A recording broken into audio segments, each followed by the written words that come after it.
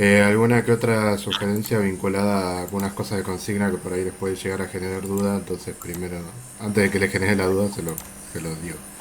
Eh, bueno, ya lo están viendo, ¿no? En la pantalla. Sí, Ok, sí. bueno. Eh, el punto uno es una liquidación de sueldo normal. Yo acá por lo menos creo que ustedes también puedo completar los renglones así. O sea, no aparecen los renglones, pero están en esta tablita. Así que no creo que se les sea muy complicado completarlo, ¿sí? Acá tienen que ir poniendo renglón por renglón cuáles son los conceptos que tienen que ir liquidando del sueldo. ¿M? Tiene los datos. Los datos están lo suficientemente detallados y al mismo tiempo resumidos como para que, digamos, no sea un enunciado gigantesco, porque muchas veces cuando hay que darles todos los datos para que puedan hacer un recibo, eh, muchas veces ocurre que se suele poner suele ser muy larga la consigna, digamos. Si bien acá yo le pongo letra grande siempre al enunciado, eh, la traté de hacer lo más breve posible. Bueno, acuérdense que primero tienen las clases, ¿no? Pero por las dudas. Siempre primero va en orden, va el sueldo básico. Acá no sé por qué está. Ahí está. El sueldo básico, la antigüedad, el presentismo, todo lo demás que haya remunerativo, lean bien la consigna porque lo tomé de la legislación actual, es decir, de lo que se tendría que liquidar este mes de octubre, ¿no? Porque siempre liquidamos el mes anterior, o sea que ahora se tendría que estar liquidando octubre. Eh, en realidad ya se liquidaron los sueldos, pero digo, suponemos que lo liquidamos ahora, es el mes de octubre del 2020, o sea que ya los importes están actualizados y todo. Yo ya les digo cuál es la categoría, ya les doy el sueldo básico, es una jornada completa, así que no tienen demasiado problema con respecto al tema de proporcionalizar la jornada o saber con qué dato arrancar. El tema son los cálculos que siguen después. La única cosa rara es esta, ¿sí? Que voy a dejar primero que la resuelvan ustedes antes de decir cómo se resuelve, pero es un acuerdo no remunerativo actualmente que ese acuerdo remunerativo también tiene antigüedad y presentismo, ¿sí? Eh, Eso es algo también que es nuevo y que es real, no es que lo inventé yo. Pero bueno, también tienen que ponerle la descripción de los componentes acá abajo, después de lo remunerativo, lo no remunerativo, y lo van poniendo todo por columna. No pongan signo pesos porque por lo general no se usa el signo pesos dentro del recibo. Número normal, tratemos de hacer todo lo más eh, igual posible, así es más fácil de corregir también. Y ¿qué más? Bueno, y después los porcentajes de descuento se los doy yo directamente. Tienen que saber cómo, digamos, cómo calcular esos porcentajes, ¿sí? O sea, sobre qué, etcétera. Lo ponen en la columna de descuentos, totalizan los tres y sacan el sueldo neto. Eh, Fíjense que entre todos los porcentajes hay un aporte extraordinario o fijo a SECAC de 100 pesos. No confundan pesos con porcentajes, ¿sí? Eso también es real, no es que le puse una trampa yo. Se paga un fijo de 100 adicional a la obra social.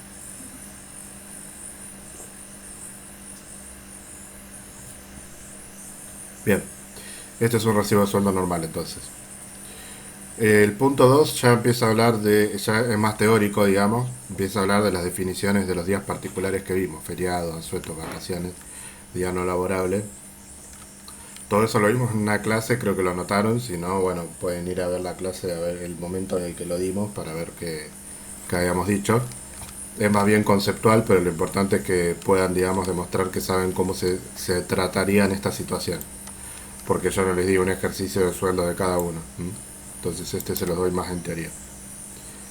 Punto 3 horas extra.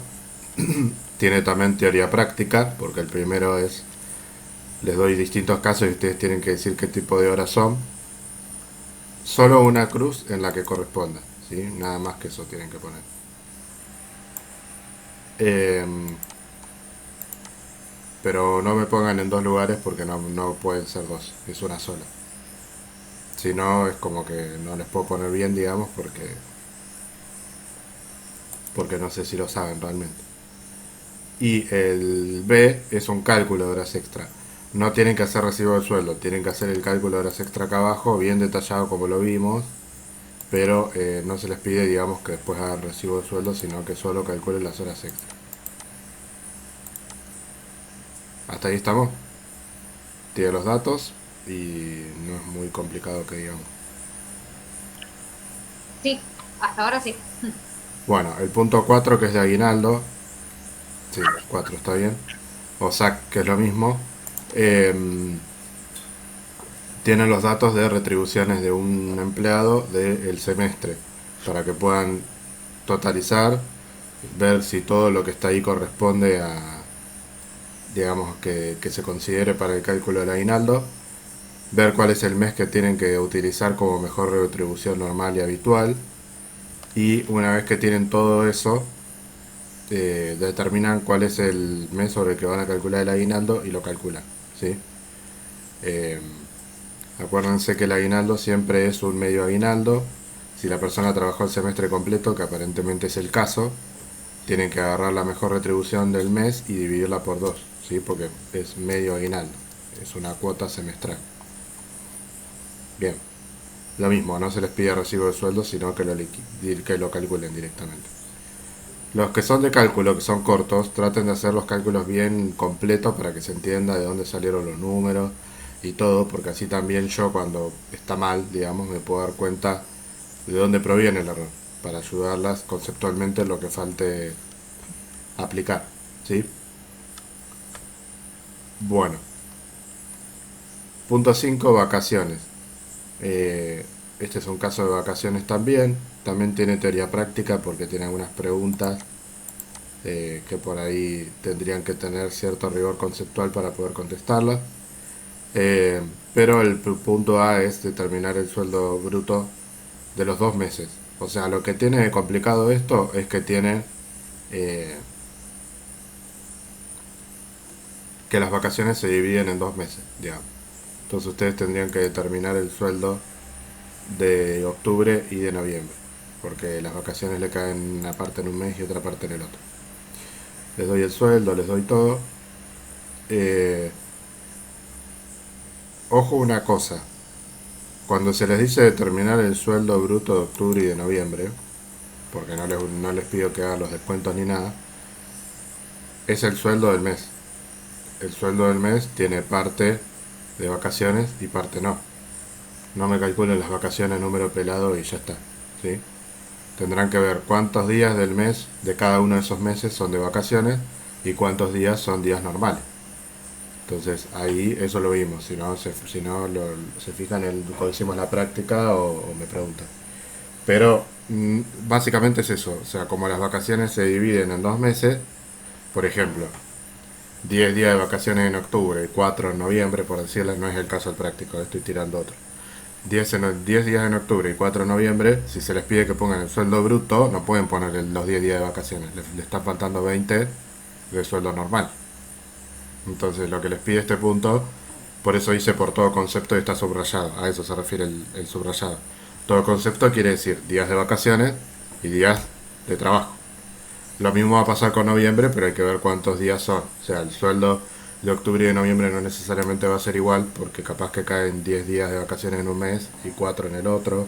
Capaz que en vez de 14 días son 21. Bueno, también tengan en cuenta eso, porque acá les doy el dato de los años de antigüedad, no les digo cuántas vacaciones les corresponden. Tienen que ir al cuadrito que habíamos visto también para ver cuántos días les correspondería. Y esta pregunta del final también se responde con ese cuadro, porque dice cuántos años le falta para poder tomarse 35 días. ¿Cuánto le falta? O sea que tendrán que buscar el dato de cuántos tiene que llegar y después tendrán que tener en cuenta cuántos ya tiene. Bueno, la idea es que lo piensen un poco, por eso les doy estas preguntas así. No es que quiero ponerme tramposo, sino que quiero que lo razonen, porque le hemos dado bastante abordaje en las clases como para que lo puedan saber. Si de ninguna manera lo entienden, obviamente me escriben.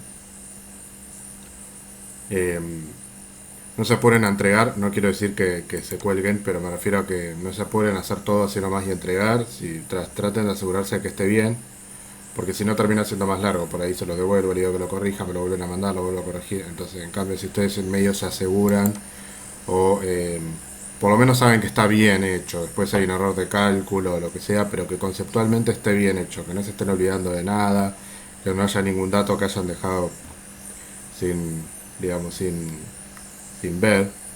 Bueno, y acá vamos al buco, ¿no? Este, si bien vamos a hacer un repaso sobre el final del curso de contabilidad, eso no quiere decir que no se haya visto, verlo lo vimos, entonces, eh, digamos, no es que vamos a arrancar de cero con lo de contabilidad al final, porque ya verlo lo vimos, entonces, eh, los dos ejercicios que les doy en este caso, el ejercicio 6 tienen que hacer registraciones. Acá les aclaro que los saldos iniciales no se registran por las dudas, porque me acuerdo que la vez pasada cuando les daba saldos iniciales les generaba como cierta... Saldos iniciales vienen del periodo anterior, no se tienen que registrar, sí se tiene que considerar el mayor. Esto si no se lo acuerdan, anótenlo porque estos errores ya no los tendrían que tener. Los saldos iniciales tienen que estar en el mayor porque yo estoy diciendo que en el periodo anterior nos quedaron 54.000 en la caja. O sea que a la hora de poner el saldo mayor nosotros tenemos que tener en cuenta que esos 54.000 en la caja estaban. ¿Por qué? Porque después arrancan las operaciones y por ejemplo usan 20, no sé, por ejemplo, bueno, justo no es el caso, pero supónganse que la primera operación es, se pagan 20.000 pesos el gas. Bueno, muy caro, ¿no? 20.000 pesos de impuestos, por ejemplo. Si no tienen saldo inicial de caja, ¿de dónde sale la plata? ¿Entienden? O sea, los saldos iniciales son un poco para que lo aprendan, pero también es un poco porque necesito ponerle saldos iniciales, porque si no después, si les pongo se vende mercadería y no tenía ninguna mercadería al inicio y no compraron, ¿de dónde sale la mercadería? Entonces, estas saldos iniciales cumplen la función de que también a ustedes cuando vayan a hacer el mayor no les quede, por ejemplo, una cuenta de activo con saldo de acreedor, cosa que no puede ocurrir. Entonces, los saldos iniciales no se registran porque ya se supone que se registraron en el momento que se generaron. Pasa que no es que es una empresa que empezó de cero, es una empresa que ya venía. Yo les doy operaciones aisladas para que ustedes las registren. Y bueno, estos son los saldos que van a necesitar. Y cuando van a hacer el mayor, la T, lo que sea, tienen que poner como saldo inicial los saldos que están acá. ¿Sí? Y sobre eso después le van agregando los que surjan de las operaciones. Bien, acá les pongo realizar los mayores de todas las cuentas utilizadas. No son tantas las cuentas que van a utilizar, más que las que ya tienen acá. Estas cuatro obviamente sí. Y algunas más que van apareciendo con las operaciones, pero son pocas, ¿sí? Por eso les pongo todas, si no les pondría menos. No me acuerdo ahora el número exacto, pero serán 10 cuentas, no mucho más. Al ser 1, 2, 3, 4, 5 operaciones, tampoco es que tienen mucho movimiento las cuentas, así que... Y después repetimos consigna con respecto a los errores, o sea, los asientos con errores, pero cambié los asientos. Los errores ahora son otros, ¿sí? Como la otra vez, pueden tener un error o más. Puede tener uno también, ¿eh? No necesariamente tiene que tener más. La otra vez los dos tenían dos errores, pero acá puede ser que no. Acuérdense de repasar bien las cosas que yo ya les había corregido. Siempre les digo lo mismo. No es lo mismo cometer un error nuevo que cometer un error que ya cometieron varias veces y ya se les corrigió. Algunas ya se les han corregido cosas 2, 3 veces, así que recapitulen los prácticos anteriores, porque la idea es que no vuelvan a cometer errores que ya han cometido. Yo los vuelvo a tomar a propósito para ver que hayan superado esa situación, así que nada, no traten de no pasar por arriba esos errores, yo lo que creo es que muchas veces lo que le falta a la parte de contabilidad no es saber contabilidad. Le falta registrar mejor, no registrar contablemente, sino registrar mejor las cosas que se van diciendo, los errores, Bueno, justo Antonella, que es la que siempre tiene cámara, yo veo que anota un montón de cosas de lo que digo, pero digo, si no es registrar, es ir al registro y ver más lo que anotaron, porque capaz que lo anotan y después no lo miran, qué sé yo. Anotar más con colores. Ir al manual de cuentas fundamental, siempre van a tener que ir al manual de cuentas, para eso se los armé. Y de todo eso se tienen que valer para poder asegurarse que lo que hicieron está bien. En general sus trabajos están bien, pero la parte contable no tanto. Entonces, antes de mandarlo, asegúrense de todo eso, de haber visto los prácticos anteriores que se les corrigió, de haber visto el manual de cuentas, de haber visto todo eso. Y si aún persiste la duda, consultar. ¿Mm? Pero lo que yo quiero generar en ustedes no es que no se equivoquen, pero que no se acostumbren a mandar prácticos como diciendo, ah, este seguro está mal, lo mal. No. Traten de estar seguras ustedes de que lo que hicieron está bien. Tener como cierta evidencia o prueba o como quiera llamarse de que ustedes lo hicieron bien. ¿Mm? Bueno, eso sería lo que les quería transmitir del práctico, porque les tiré el enunciado hoy, pero era para no olvidarme, porque lo tenía ya hacía 1 o 2 días y no me quería olvidar de mandárselo. Y además porque, bueno, el tiempo se pasa, ¿no? Eh, Estamos a 11 de noviembre, así que podríamos, para las primeras semanas de diciembre, que como lo ven, son como 20 días más.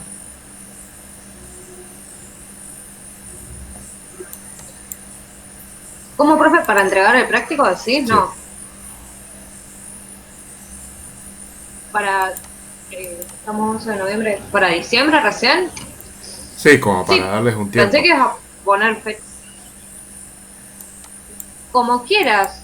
Lo ideal sería Yo 14 pensé que te ibas días. a poner menos. Este, Claro. sí, porque también quiero que, es corto ya sé, pero también quiero que realmente lo revisen.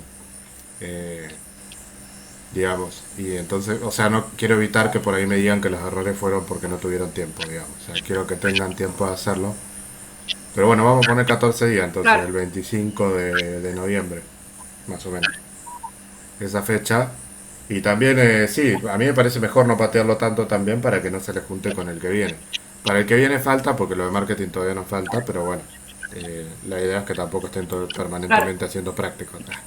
Este, bueno, el 25 de noviembre, ¿vos te parece bien, Andrea?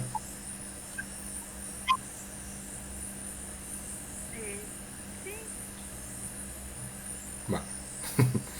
Andrea está medio ahí como, sí, sí. La agarramos media cansada hoy, me parece. Y bueno, puede pasar. Eh, Igual Andrea suele entregar también bastante bien, las tres suelen entregar bastante bien las prácticas en fecha, así que... Bueno, con la clase de hoy. La vez pasada habíamos comenzado con los conceptos de marketing, bastante, habíamos visto eh, algunos conceptos introductorios sobre todo, esta idea de intercambio y de qué era lo que se intercambiaba, los distintos paradigmas de marketing también ya los habíamos visto. Eh, También habíamos visto las críticas, ¿sí? Cuáles eran las visiones negativas del marketing hoy en día, que uno suele utilizar la palabra esto es puro marketing como para decir algo malo. Y habíamos llegado hasta los tipos de marketing. Creo que habíamos visto algo de también ventajas competitivas, marketing mix también, ¿no? Todo esto ya lo habíamos visto todo. Habíamos llegado hasta el comportamiento del consumidor. Sí. Hasta acá, No, ¿no? esto no. Claro, por eso hasta acá. El comportamiento. Bueno, hoy vamos a comenzar a ver el comportamiento del consumidor. Como decíamos, antes de ver cuáles son las estrategias de marketing, cuáles son las marketing estratégico, marketing operativo, las acciones de marketing, todo eso que veníamos hablando introductoriamente en la clase pasada, antes de eso tenemos que ver a quién van dirigidas esas estrategias de marketing. Es decir, entender que el marketing lo que hace es plantear acciones y estrategias vinculadas a un grupo de personas particular. Es decir, no podemos pensar en estrategias de marketing para el mundo. ¿Sí?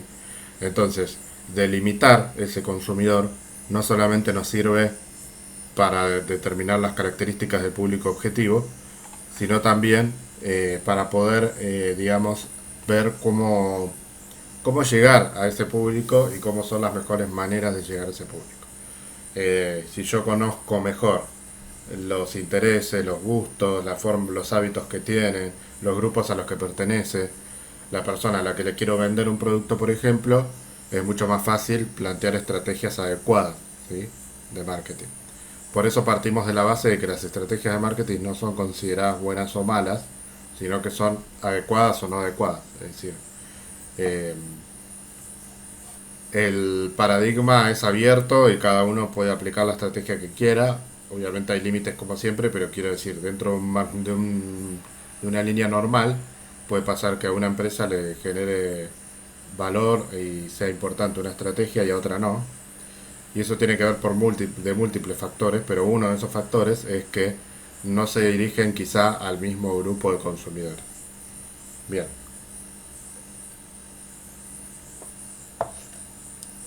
Y acá también, como les decía la clase pasada, va a ser importante que todos nos pongamos también del lado del consumidor un poco. Así como cuando veíamos los recursos humanos decíamos, bueno, nos ponemos un poco del lado de la empresa, un poco del lado del trabajador. Bueno, acá nos pasa lo mismo. Nosotros estamos estudiando esto, tenemos que estudiar cosas que un consumidor quizá no sabe, pero sí eh, nos sirve ponernos de los dos lugares, decir, bueno, nosotros también tenemos, digamos, un comportamiento determinado a la hora de comprar. Entonces dice, una compra refleja las características individuales del comprador, sus motivaciones, percepciones, experiencias pasadas y actitudes. Ese es el concepto introductorio, ¿sí? Ahora bien, ¿por qué es importante estudiar el comportamiento del consumidor? Bueno, entre las finalidades o los objetivos de por qué estudiar el comportamiento del consumidor, les voy a comentar unos ítems si los quieren anotar. Pongan finalidades de su estudio o algo así, hablando del comportamiento del consumidor, ¿no? Pongan algún título o algo que se entienda de dónde viene. Fíjense el primer punto lo que dice. Dice, identificar en forma efectiva necesidades actuales y futuras.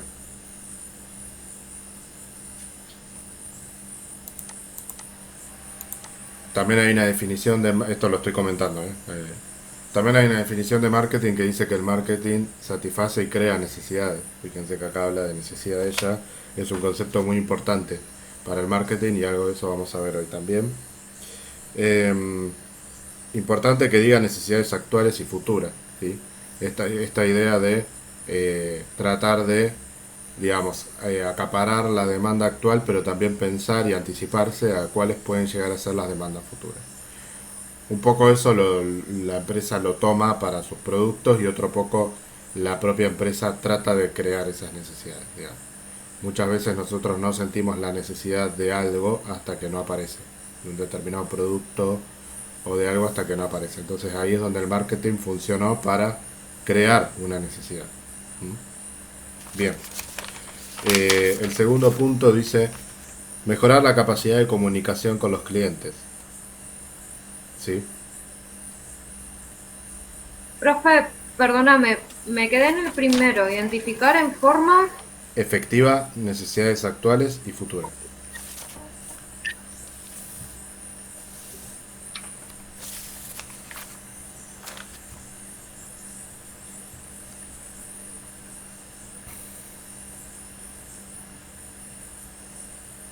Gracias.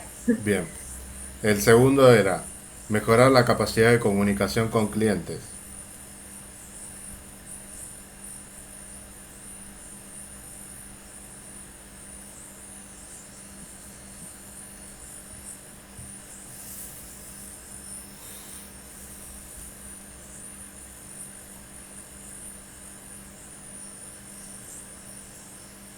Subrayan la palabra comunicación.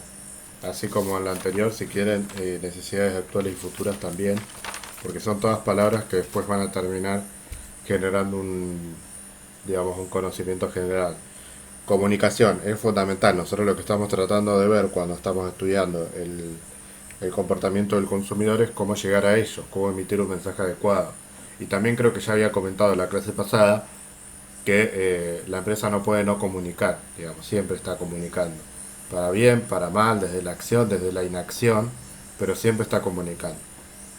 Entonces, un poco estudiar el comportamiento del consumidor pasa por completar el diálogo, es decir, no solamente comunicar, sino también escuchar, recibir desde el ambiente, desde los clientes, desde todo, un montón de cosas y luego producir algo. Por ejemplo, hoy en día que el marketing está muy abocado a lo que es el marketing social, el marketing ambiental, entre otras cosas, todo eso surgió no porque al dueño de una empresa tenía ganas de respirar aire puro.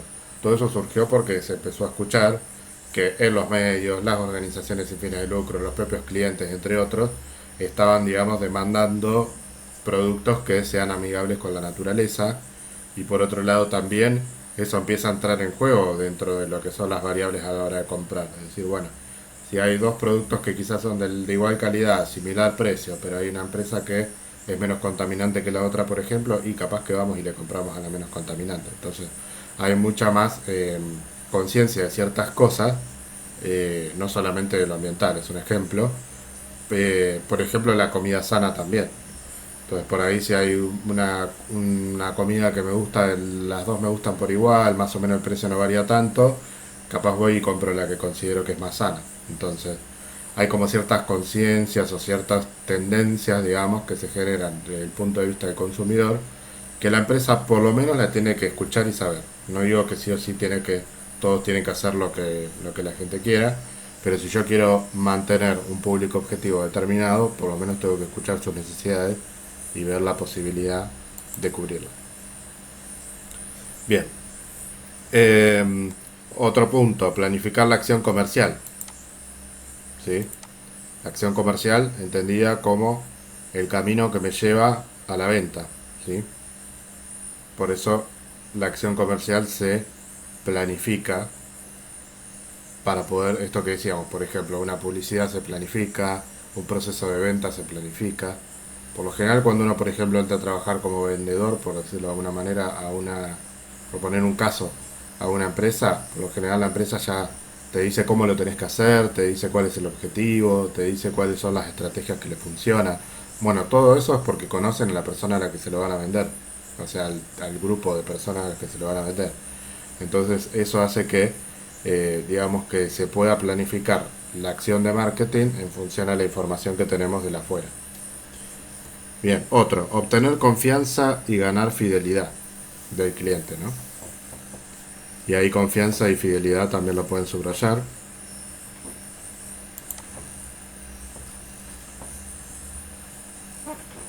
Esto de la confianza es muy importante. Hoy en día las empresas también hay como otra tendencia a tratar de transparentar todo, ¿sí? Para lograr la confianza de los clientes. Hay como dentro de lo que son las tendencias actuales, como ya les decía, lo ambiental, lo social, todo eso, hay otra que tiene que ver con la transparencia, ¿sí? Eh, Cada vez hay más normas anticorrupción, anti-evasión, anti-todo, y además de eso, como que también hay una intención de las empresas de mostrar que cumplen eh, con esas normas, ¿sí? Eh, y que tienen una cierta preocupación por cumplir.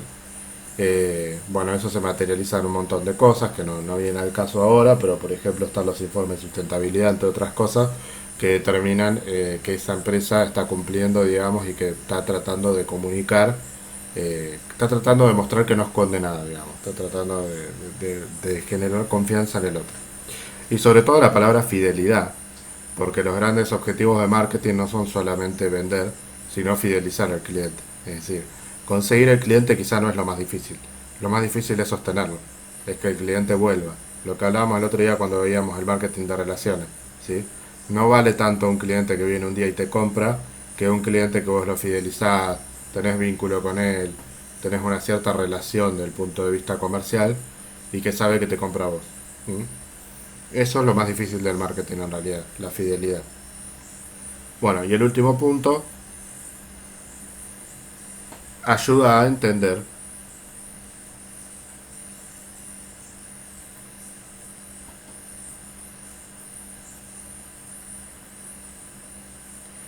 el procedimiento de venta,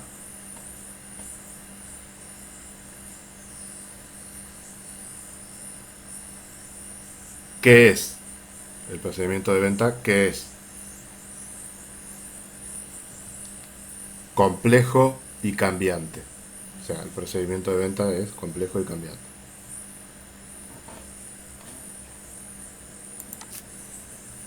Eso respondería un poco a esta pregunta que hice, ¿por qué es importante estudiarlo?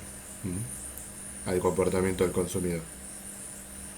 Y la otra pregunta decía, ¿por qué es complejo estudiarlo? Bueno, es complejo estudiarlo básicamente eh, porque es difícil obtener la información, porque los clientes o los consumidores son todos diferentes, tienen distintas formas de ver, digamos, la vida, y por ahí lo más importante es poder identificar cuáles son las necesidades que tienen y cuáles son las necesidades que yo puedo satisfacer, porque también es una realidad que yo no puedo satisfacer todas, obviamente. Entonces, bueno, dentro de lo que es mi rubro, mi rango, lo que sea, ver de qué manera se pueden satisfacer y cuáles son las necesidades concretas que se pueden satisfacer. Toda esta es información que la empresa tiene que tener así, es decir, cuando uno le va a preguntar a un gerente, un director o quien sea que maneja una empresa, no puede dudar cuando uno le pregunta a quién está dirigido su producto, qué necesidades satisface, entre otras preguntas. ¿Sí? Son cosas que están marcadas a fuego, porque aparte, salvo que cambiemos la estrategia de marketing, son relativamente estables. Es decir, podemos cambiar un poco el foco a quién vamos a dirigirlo, podemos satisfacer una nueva necesidad si sacamos un producto nuevo, pero no es algo que pase todos los días. O sea, son cuestiones relativamente estables. Bien, ¿qué es lo que tenemos que conocer entonces de los consumidores? Bueno, esos tres conceptos que están ahí abajo son muy importantes. Sus motivaciones, sus percepciones y sus actitudes. La motivación tiene que ver con aquel incentivo que hace que el cliente, digamos, se mueva hasta mi local para comprar. ¿Sí? Yo todo lo digo y si alguna me quiere frenar para que lo vuelva a decir o algo, me lo dicen. Entonces las motivaciones tienen que ver con eso, con los incentivos concretos que hacen que la persona se mueva para adquirir el producto y que entre a mi local a comprarlo. O en el caso ahora de las empresas digitales, que entre a mi Instagram o lo que sea, pero que concretamente vaya y haga la compra.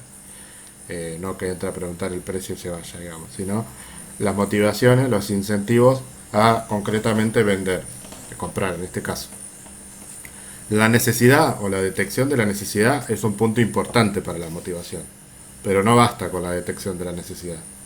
Yo puedo tener una necesidad determinada, o sea, no nos vayamos al extremo, no necesariamente tiene que ser la necesidad de comer, puede ser una necesidad no tan necesaria justamente, puedo tener una necesidad, sentirlo, pero quedarme en casa. Por ejemplo, uno puede tener la necesidad, no sé, de tener un auto, pero cuando se acuerda la plata que tiene, se le pasa la necesidad. Entonces digo, como que hay determinadas necesidades que no alcanza con que uno las identifique para poder considerar que tiene una motivación por eso. ¿Sí? La motivación tiene que ser algo que impulse, es como algo más dinámico, algo que impulse el movimiento, el ir a comprar. Bien, después tenemos la idea de percepciones también y la idea de actitudes. La idea de percepciones, la palabra percepción es una palabra compleja, digamos. ¿Por qué? Porque la percepción es cómo el otro ve, me ve a mí, a mi local, a mi producto, etcétera. Pero por el otro lado, el marketing lo que busca es generar una imagen del producto en el cliente. Entonces, se genera como una doble cuestión en la cual yo quiero generar algo, pero a su vez no sé si es lo que estoy generando. Quiero decir, las empresas por lo general tratan de generar una imagen del producto en la cual uno diga yo lo necesito porque este producto es buenísimo, lo que sea, pero quizá no todos están pensando eso. Entonces, poder captar cómo lo percibe esa persona, lo que yo estoy, o por ahí yo lanzo, no sé, bueno, se me vienen muchos ejemplos siempre de la publicidad porque es lo más fácil. Lanzo una publicidad pensando que la gente va a decir que bueno, este producto lo voy a comprar y de repente, no sé, la publicidad es discriminatoria, por ejemplo, tiene algún tipo de mensaje que no está bueno. O tiene, no sé, un color político, por ejemplo, o algo. Y bueno, yo capaz quiero generar una cosa con buena intención, digamos, no necesariamente tiene que ser mala intención. Y de repente cuando la gente percibe lo que la publicidad la ve, le genera un efecto contrario, por ejemplo. O no, o está bien hecha y le genera una percepción que le tiene que generar. Pero bueno, el tema de la percepción es muy importante, es un tema quizá más psicológico, por eso yo lo explico así más o menos, pero para que se entienda que es muy importante saber que si yo la estoy pegando, por decirlo de alguna manera, si yo estoy generando lo que quiero generar en el otro, ¿sí? Va más allá de la compra o venta. Imagínense que hay muchas empresas que tienen para la percepción de la gente una mala imagen. Y desde lo que yo sé, ninguna empresa quiere generar una mala imagen. O sea, si la generan es porque harán las cosas mal o lo que sea, o tendrán un error. Pensarán que las cosas van a caer bien y caen mal. Pero quiero decir, eso ya es un problema de percepción, porque la empresa adrede no quiere tener una mala imagen. Si la tiene es porque está haciendo las cosas mal o lo que sea. Bien, entonces ese es un tema de percepción. Y las actitudes tienen que ver con las formas de compra, ¿m? Particularmente. Las actitudes siempre vinculadas a la compra. Por ejemplo, una actitud puede ser... esto de las actitudes también es muy importante, y yo creo que ahí es donde fallan muchas veces las empresas también.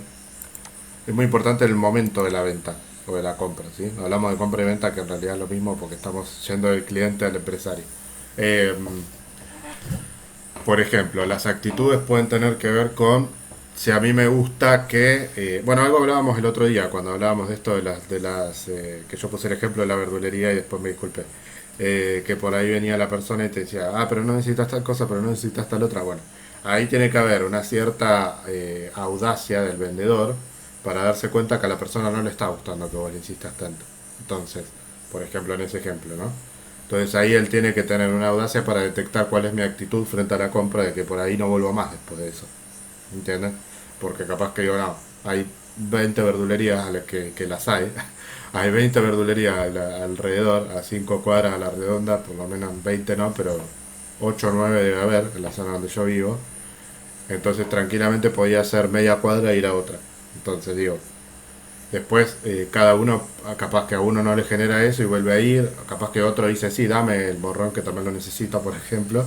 Pero sea cual fuere, digamos, la cuestión, la persona tiene que tener una audacia para decir cuál es la actitud que el otro tiene frente a esa compra. ¿Mm? Sí, Nati. Justo nombraste verdulería y me pasó hoy hace un rato que fui a comprar fruta y la chica me ofrecía verdura y le digo, no, te agradezco, pero no, me ofreció morrón, zanahoria, cebolla.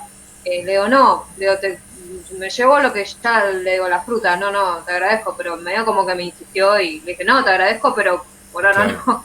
Me pasó justamente hoy. claro, sí, sí. No es contra las verdulerías, ¿eh? Ah, también habrá otros rubros en los que pasa. Pero a mí Pero también, justo hoy me pasó. claro, a mí también me había pasado hacía poco ahí y bueno, y genera cierta incomodidad. Capaz que otro no, por eso digo, también las actitudes, por eso de eso se trata la clase de hoy, ¿no? Dependen también de cada uno, como cada uno lo toma. Pero también el vendedor tiene que analizar sus propias actitudes y también, digamos, tener la versatilidad de poder cambiar la forma de venta de acuerdo a si está funcionando o no la estrategia. Otra es cuando por ahí se ponen demasiado incisivos o preguntones con respecto a, no sé, ¿y qué vas a hacer con esto? Y no sé qué, y un montón, entonces uno como que al último ya quizá no tiene más ganas de hablar. Eh, También depende, por ejemplo, el rubro. pasa, es, Un rubro que pasa exactamente lo contrario, por ejemplo, son las dietéticas. Por lo general, cuando uno va a una dietética, va y pregunta un montón de cosas porque quiere, porque son productos desconocidos, sí. porque son cosas nuevas. Entonces, cuando va a una buena dietética, por lo general, la persona que lo atiende está muy preparado. Ahí, por ejemplo, la estrategia del vendedor tiene que ser diferente. Tiene que estar muy bien preparado para saber aconsejar y asesorar a la persona. Tiene que saber muy bien qué es cada cosa de lo que está vendiendo. Entonces fíjense cómo en dos o tres Ah, ejemplos pavos ya estamos viendo un montón de estrategias de marketing, buenas y malas, vinculadas a cómo se comporta el cliente en general. Yo cuando voy a una dietética, además de que pregunto de todo, veo que las otras personas también lo hacen. Entonces, como que la claro. persona que atiende siempre tiene que estar muy rápida para saber orientar al que va a comprar. Porque también la dietética es un lugar en el que uno por ahí va a comprar una cosa y se va con tres. Entonces todas esas cosas hay que detectarlas. Bueno, también pasan los viveros, eso. Eh, y un montón de lugares, ¿no? Pero son los que se me vienen a la cabeza porque son los que tengo acá abajo de mi edificio. No, pero son los lugares que yo veo que también. Fui al vivero dos veces a acompañar a mi mamá, por ejemplo, estuvimos media hora dentro del vivero. Porque, ah, ¿y esta planta qué es? ¿Y esta cómo se cuida? ¿Y esta no sé qué?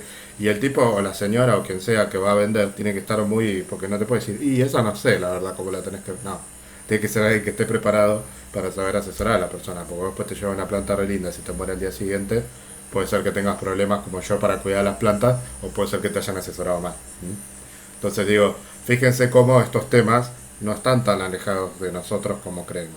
Bueno, exactamente esto que estamos hablando es lo que hay que ponerse del otro lado, del lado del empresario, para ver y tomar también estas experiencias que nos han pasado o para no cometerlas que nos parezcan que no van. Pero fíjense como una misma estrategia que es la de preguntar, estar incisivo y todo, y asesorar y todo eso, en algunos rubros no funciona y en otros rubros son fundamentales. ¿Mm? Bien. Eh, Eso tiene que ver con las actitudes. También tiene que ver, perdón que me cuelgue con estas cosas, pero para mí más que darle 50 conceptos en la clase tiene más importancia que lo veamos más lógicamente y con casos y aplicaciones. Eh, También tiene que ver con cómo percibe mi empresa o mi rubro el cliente. Por ejemplo, volvemos a la percepción. ¿A qué viene? Vamos a decirlo así. ¿A qué viene el cliente? Si uno va a una verdulería, salvo hay gente que no, ¿no? Pero por ejemplo yo pienso en los ejemplos míos.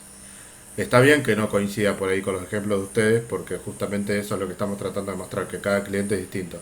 Pero por ejemplo, pensando yo en mi familia cuando viene a Bahía o en mí, eh, yo cuando voy a una verdulería, obviamente me fijo que la verdura esté bien, que no sea muy cara y todo, pero voy a una verdulería y para mí es pérdida de tiempo, digamos. Voy 10 minutos 15, trato de hacer medio rápido todo y me vuelvo. Entonces mi percepción, digamos, de esa compra es tratar de salir lo antes posible para volver a mi casa con el objetivo logrado. Ahora, cuando mi abuela, o puede ser otra persona, ¿no? Pero cuando mi abuela fue al vivero, por ejemplo, para ella fue un planazo, digamos. Punto de vista de que no fue a perder el tiempo al vivero, sino que fue más allá de lo que iba a comprar, que obviamente algo se llevaba siempre, fue como a mirar, a recorrer, porque justo tengo un vivero acá a la vuelta que tiene un patio y está lleno de plantas y encima de ahí en mi edificio se ve el patio del vivero porque estamos segundo piso y el vivero está abajo, entonces se ve. Entonces ya mi abuela, mi mamá también, no tiene que ver con la edad.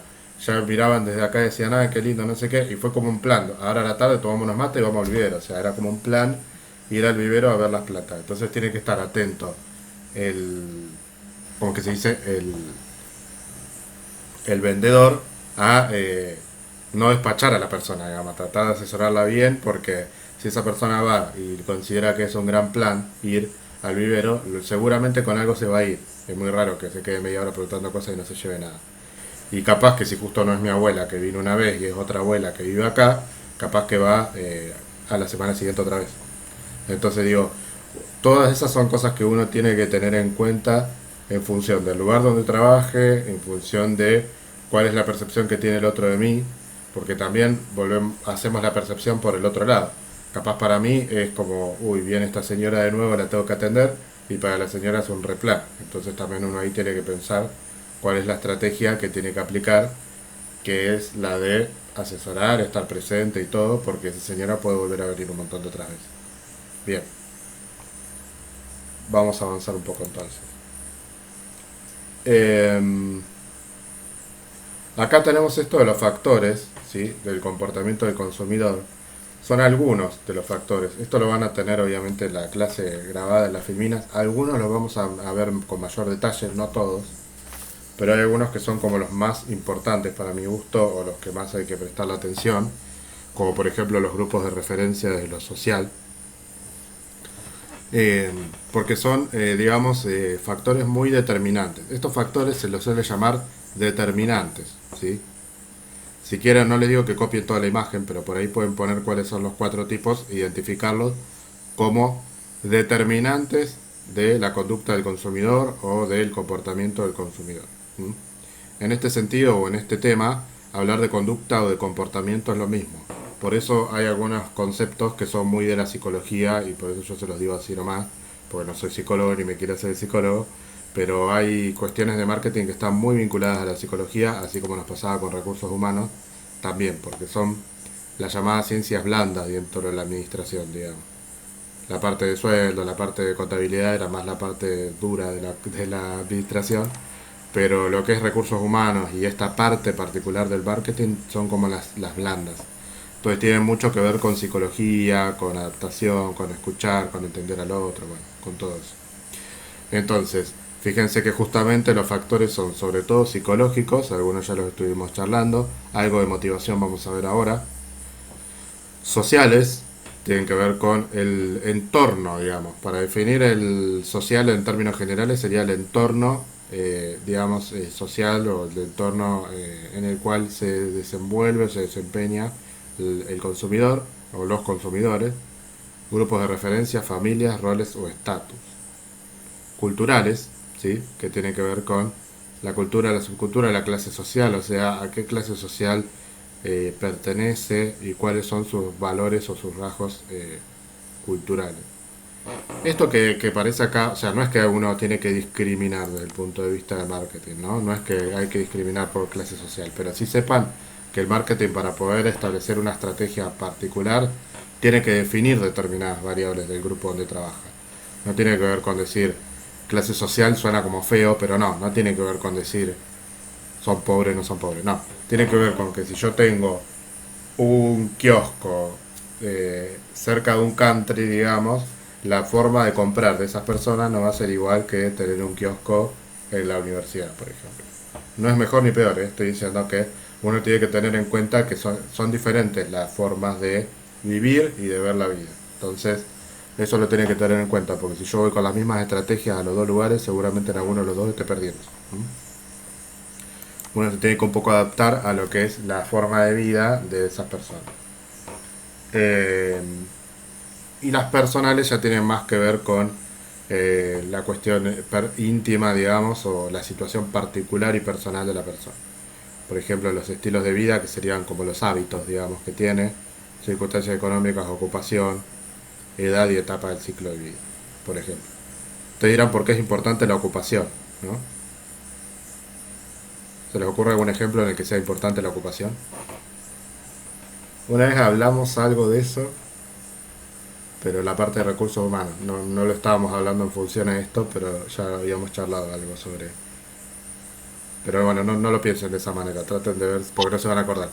Traten de pensar algún ejemplo de por qué es importante la ocupación para, para el marketing, la ocupación del cliente, ¿no? Eh,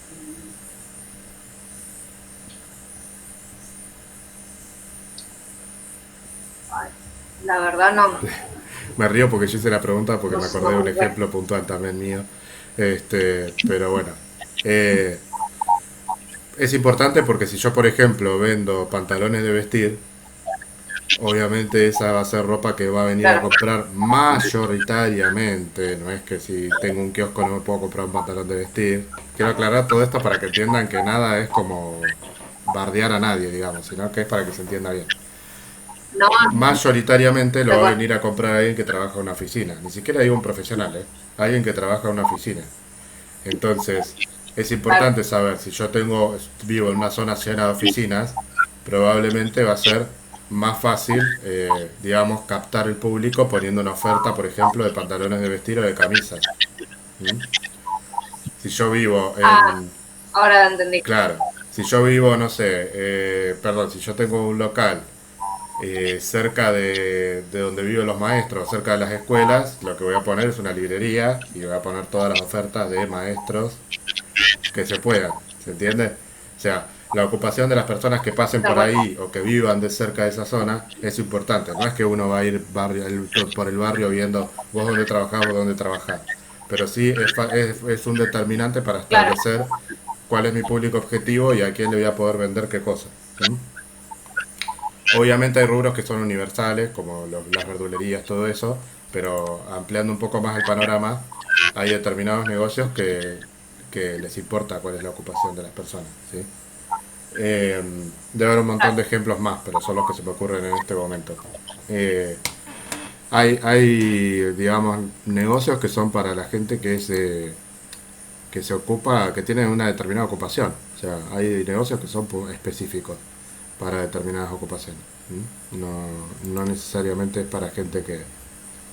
Bueno, de estilo de vida, de hábitos, por ejemplo. Un ejemplo de eso puede ser una empresa de artículos deportivos.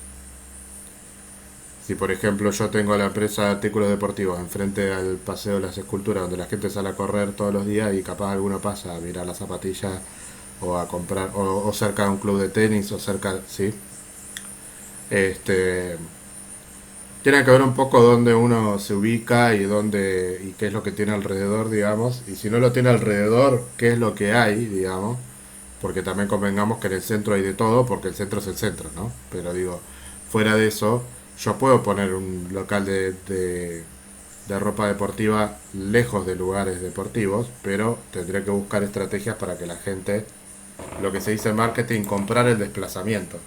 Comprar el desplazamiento en marketing significa que vos tenés que tirar una especie de caña en el suelo para que la persona considere que es valioso ir hasta donde vos estés, sea la distancia que sea, porque necesita el producto que vos tenés. Entonces hay un tipo de estrategia que tiene otro nombre en inglés, pero que en español sería comprar el desplazamiento de la persona. ¿Mm?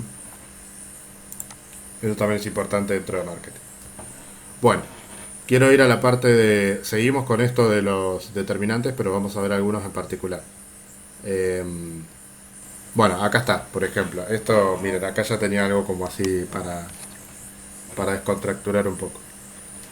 Fíjense que acá tenemos una persona, un poco es para ver lo que ya dijimos en otro ejemplo, ¿no? Una persona que se le ofrecen estas tres tipos de gaseosas, ¿sí? Los tres productos son iguales, iguales entre comillas, ¿no? Estamos hablando de que es el mismo producto y se supone que es la misma receta, aunque bueno, es un producto medio polémico, por eso lo puse también, pero digamos, satisface la misma necesidad en los tres casos, ¿no? Que es la de tomar una bebida determinada, una bebida dulce, una bebida gaseosa o lo que sea. Eh, Ahora bien, nosotros no es que vamos a determinar cuál es la mejor, pero quiero decir, cada uno de los consumidores va a poder elegir alguna de las tres de acuerdo a los criterios establecidos. Ustedes dirán, pero Manaos, no, pero Manaos también es consumida por un montón de gente, si no, no existiría. ¿Mm? Entonces por eso les puse esas tres marcas como las dos marcas conocidas, digamos, y la otra marca que es como considerada, si se quiere, de una calidad no igual que las otras, pero por algo las tres subsisten, por algo las tres tienen, digamos, una importante cantidad de consumidores que las compran. Eh, entonces fíjense cómo el comportamiento del consumidor varía mucho de acuerdo a todos esos determinantes que vimos y a otros también, y cómo de esa manera estas tres marcas y muchas otras pueden subsistir igual. No es que todo el mundo literal va a elegir Coca-Cola, entonces las demás desaparecen. ¿Mm? Bueno, Manaus tendrá sus estrategias, será más barata, será, qué sé yo, la venderán en comercios más cercanos. Bueno, tendrá como sus propias estrategias, ¿no? Pero como pueda se sostiene. Entonces, de alguna manera uno tiene como ciertos preceptos de marketing, como que siempre la marca uno es la marca elegida por todos, y por algo siempre existe más de una. Es decir, eh, incluso hay rubros en los que existen muchas. ¿Eh? Eh, entonces eso hace que realmente nosotros tengamos que, es como una evidencia más de decir, no hay una estrategia única, no hay alguien que sabe hacer todo y los demás son un desastre, porque si no, Coca-Cola sería la única que seguiría adelante, todos tomaríamos Coca-Cola, nadie compraría Pepsi, nadie compraría Manaus ni ninguna de las otras. ¿Se entiende un poco la idea de esta filmina? Que es como ejemplificar un poco esta idea de que todo es de alguna manera relativo, digamos, o casi todo dentro del marketing, y que también apunta a distintos públicos, porque quizá el público de Manaus no es el mismo que de Coca-Cola, porque convengamos que el precio es muy distinto. No quiere decir que alguien tenga que ser rico para comprar Coca-Cola, pero por ahí si a alguien le gusta comprar asiduamente gaseosa, no todo el mundo puede comprar siempre Coca-Cola. Y esto se traslada a otros productos, ponemos la gaseosa, pero ¿se entendió? Sí. Sí, está bien. Antonella me hace así. Andrea, ¿entendiste? Sí, Sí, sí. Bien. Bueno, ¿qué vamos a ver de los factores? Esto no es que lo voy a pasar medio de largo, pero sí. No, saben, esto es la teoría de las necesidades, ¿sí? Vinculada a la motivación, con los 5 tipos de necesidades que hay. Yo les voy a dar ahora un pequeño marco de qué se trata este modelo, porque es importante saber cuáles son las necesidades para ubicar dónde está la necesidad que nosotros satisfacemos, ¿sí? Con nuestro producto. Pero les voy a decir que cuando empezó el curso, prácticamente en las primeras clases, yo les di una ficha del curso que era sobre la evolución de las ideas de administración, porque eso lo salteé, y había una escuela que se llama Teoría de la Motivación. Ahí está explicado esto, así que lo tienen. Si alguna no lo tiene, no lo encuentra, Andrea capaz que se enganchó después, lo que sea, me lo piden, yo se lo mando, no hay problema porque lo tengo. Este, pero ahí yo les había dado, por la duda la aclaro porque capaz vos, Andrea, todavía no estabas en el curso, me parece. yo les había dado una ficha como si fuese de cátedra, digamos, de curso, que desarrollaba un poco lo que era la evolución de las ideas de administración. Porque como estaba para dar tema, yo les dije, la verdad que ese tema es muy teórico, prefiero enfocarme a temas más prácticos como los que lo vamos viendo. Entonces, como está dentro del programa, digamos, del curso, se lo doy en una ficha aparte, si alguna tiene alguna consulta, me la hace. Dentro de esa ficha, que está en varias escuelas, hay una particular que es la de la teoría de la motivación, que van a ver esta misma pirámide, capaz que es otra imagen, pero es la misma pirámide. Y si no, bueno, me la piden, me lo preguntan, no hay problema, ¿sí? Yo la tengo, así que no pasa nada. Pero bueno, para que tengan una idea, las necesidades fisiológicas son las básicas, ¿sí?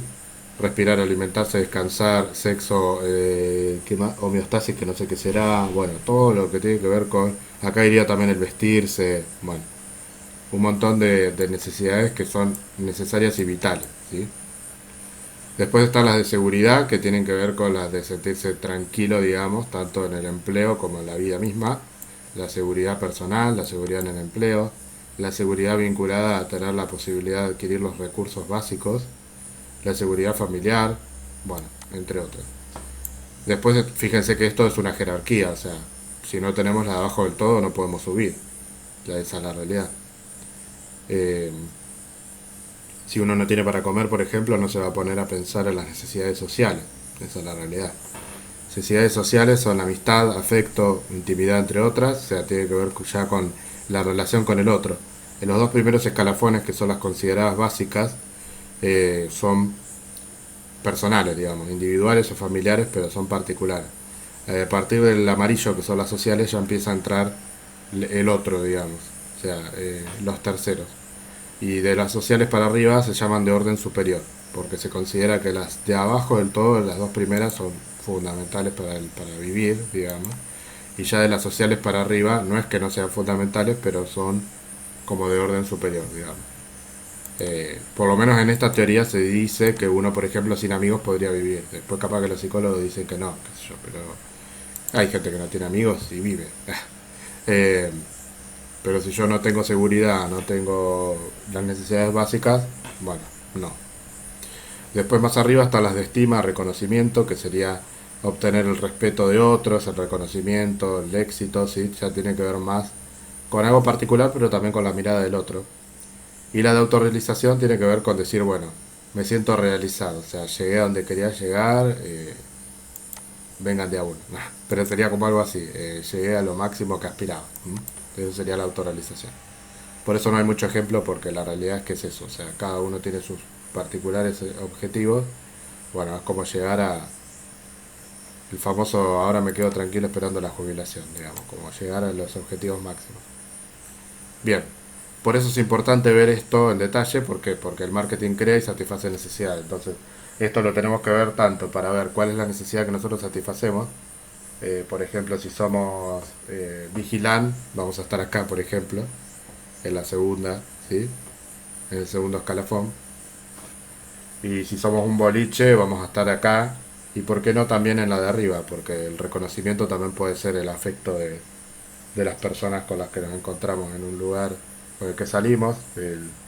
Capaz no sé si un boliche, pero un bar o un restaurante también puede ser una reunión de trabajo, ¿sí? Así que bueno, no tiene que ser sí o sí estar dentro de un escalafón, pero sí sabemos que por ejemplo un boliche no satisface una necesidad fisiológica básica, porque cualquier persona puede vivir sin ir a un boliche, ¿sí? En este caso hay mucha gente que dice que no porque estamos en la situación de pandemia, pero bueno, en condiciones normales se supone que sí. Bueno, ¿qué nos queda por ver de esto? Algunos conceptos importantes, la motivación ya lo vimos, pero bueno, ahora la vamos a poner en relación con la idea de sensación y de deseo, ¿sí? Estos tres conceptos están muy vinculados uno con el otro, por eso los puse todos juntos. O sea, cuándo es motivación, cuándo es sensación y cuándo es un deseo. Con respecto a los aspectos culturales y sociales, la diferencia entre cultura, subcultura, clase social y liderazgo o influencia. Bueno, y la matriz de los grupos de referencia. Después ahí ya vamos al proceso de compra. Bueno, todavía queda un poco. Bueno, vamos a ver hoy. ¿Qué hora es? Sí, ya estamos ahí medio jugadete. Vamos a ver hoy el tema de... Se me trabó el PowerPoint.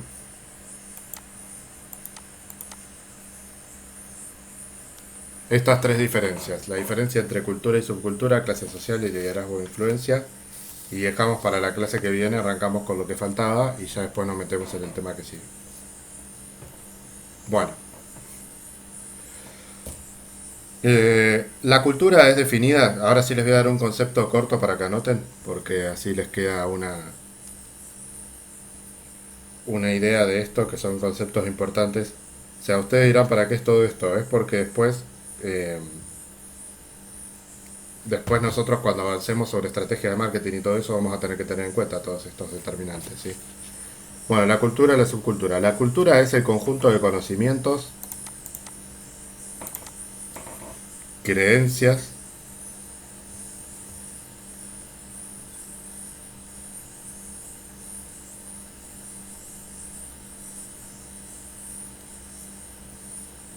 costumbres y todos otros hábitos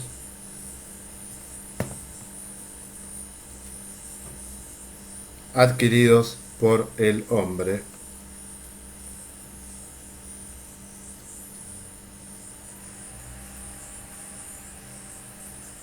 dentro de una sociedad.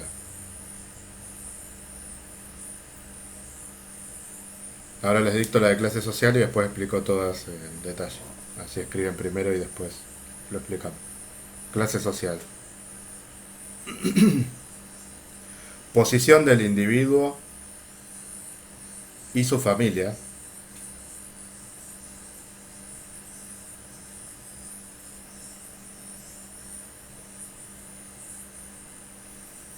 en una escala social. Ahora voy a detallar un poco eso. Pongan punto seguido o algo así porque seguimos con clase social. Se determina según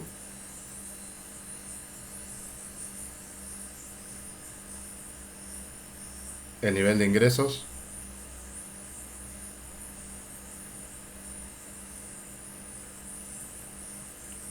la ocupación,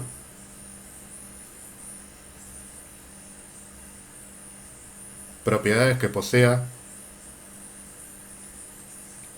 entre otros.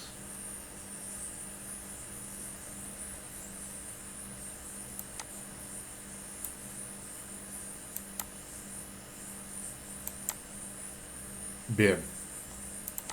Entonces, ¿por qué es importante esta diferencia conceptual? Porque la cultura está muy asociada a lo que es la clase social, pero tiene que ver con cuáles son los hábitos concretamente que tiene una persona por pertenecer a una determinada parte de la sociedad. ¿Qué quiere decir esto? Quiere decir que, por ejemplo, voy a poner un ejemplo extremo para que se entienda bien. No es lo mismo la forma que va a tener de comprar o los productos que va a comprar quizá una persona que es nacida acá en Argentina y una persona que, por ejemplo, no sé, nació en Japón y vino ahora por un congreso, para trabajar o lo que sea. Probablemente su forma de compra sea otra, probablemente los productos que quiera consumir sean otros. Entonces, eso tiene que ver también con la cultura. No necesariamente tiene que ver con países distintos. Pongo un ejemplo como para que tengan una idea. Pero las formas de comprar, de vender, de consumir y de producir cambian de acuerdo a las distintas culturas a las que formemos parte. Entiendan en este caso, porque cultura es un término muy grande para definirlo, pero en este caso de marketing entiéndanlo como asociado a la idea de hábito, ¿sí? A la cultura. La cultura se materializa con los hábitos, con lo que nosotros creemos. Vieron que hay mucha gente que dice, esto, no sé, para gente que pertenece, por ejemplo, no sé, a un determinado grupo, hay algo que es inadmisible y para otro grupo no. Por ejemplo, no sé, que te sirvan las papas con la mano, por decirles algo. Entonces, puede ser que sea por una cuestión personal, pero estamos hablando a mayor escala. Capaz que esa persona está acostumbrada a vivir en otro lugar o tiene otra forma de ver las cosas y no es lo mismo, digamos, cómo se compra y cómo se vende en un lugar que en el otro. Entonces, esas diferencias culturales son importantes. Lo de subculturas no se los dicté porque en realidad las subculturas son pequeños grupos dentro de una misma cultura, o sea, grupos que tengan algunos rasgos en común y otros no, ¿sí? No tiene mucha vuelta que esa. Y la clase social tiene que ver con lo que un poco ya habíamos hablado, nada más que le agregamos cuáles son las condiciones o las formas de determinarla, ¿sí? Ver dónde está posicionada una persona. Por ejemplo, cuando decíamos el tema de las propiedades, no es que le vamos a pedir la declaración jurada, Pero si por ejemplo yo soy una inmobiliaria, eh, por ahí si es una persona que tiene muchas propiedades, capaz no va a tener intenciones en alquilar un departamento, por ejemplo, en el barrio universitario. En cambio, si es una persona de clase media, o son gente que por ahí vienen los hijos a estudiar o lo que sea, por ahí sí ahí quieren, quieren, son potenciales, digamos, clientes para una inmobiliaria, por ejemplo. Una empresa automotriz, por ejemplo, puede ofrecer un producto distinto o un auto distinto a una persona de acuerdo a la clase social también a la que pertenezca. Porque bueno, que una persona ya tenga auto no quiere decir que no quiera tener otro, que no lo quiere, pero por ahí lo quiere cambiar. Entonces uno ya tiene que saber cuál es el tipo de auto que maneja, digamos, la persona. Y lo último que habíamos puesto, que maneja en todo sentido, digamos, literal y no literal. Y después yo les puse liderazgo o influencia, porque en realidad no me quería olvidar. No es que sea igual a la clase social o a la cultura, pero ese es el motivo por el cual nos interesa estudiar a la clase social y a la cultura, entre otros, ¿sí? Para ver cuál es la influencia que esa cultura, esa clase social, el grupo al que pertenece, entre otras cosas, cuál es la influencia que genera sobre el proceso de compra.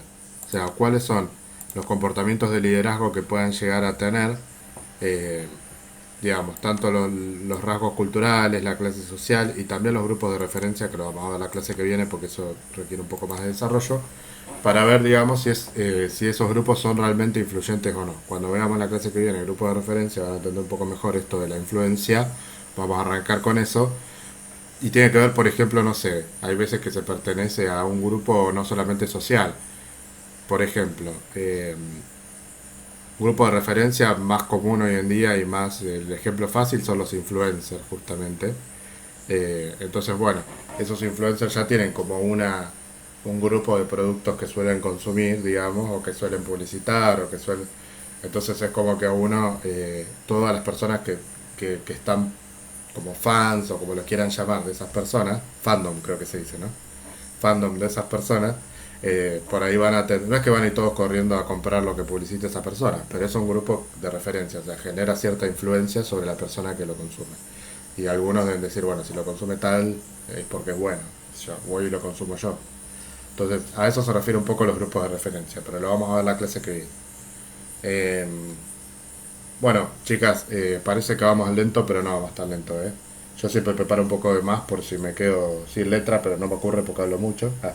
Este, pero ya la clase que viene vamos a arrancar terminando con esto y vamos a comenzar con lo que viene de marketing, que ya es la parte de marketing estratégico, ¿sí? Nos vamos a empezar a ver, digamos, cuáles son las estrategias más comunes, qué es lo que tiene que pensar una empresa para segmentar el mercado, para posicionar su producto, bueno, todo eso. La búsqueda de la ventaja competitiva, digamos. Buenísimo, profe. Hoy estuve re intenso, perdón. Pero bueno. No, Eh, no. estuvo bien, estuvo bien. No, porque encima pobre Andrea estaba agotada hoy porque me di cuenta y dije, hoy encima venía con una clase ATR.